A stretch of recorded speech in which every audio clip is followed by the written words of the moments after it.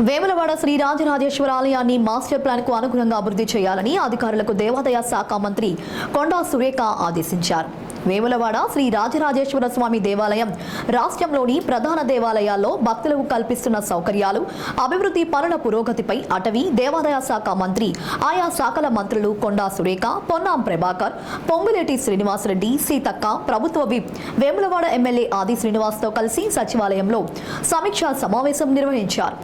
ఆలయానికి ప్రత్యేకంగా ఆర్కిటెక్ట్ను నియమించి పక్కా ప్లాన్ ప్రకారం ఆలయ నిర్మాణానికి సమగ్ర ప్రణాళిక రూపొందించాలని ఆదేశించారు. రాష్ట్రంలో ప్రతి దేవాలయంలో సింథటిక్ సాలువాలు వాడకుండా చేనేత సాలువాలు, బ్యాగులు వాడేలా ఆదేశాలు ఇవ్వాలని దేవాదాయ శాఖ మంత్రి కొండా సురేఖకు వారి కార్యాలయంలో మంత్రి పొన్నాం ప్రభాకర్, ప్రభుత్వ విప్ వేములవాడ ఎమ్మెల్యే ఆది శ్రీనివాస్ దృష్టికి తీసుకెళ్లారు.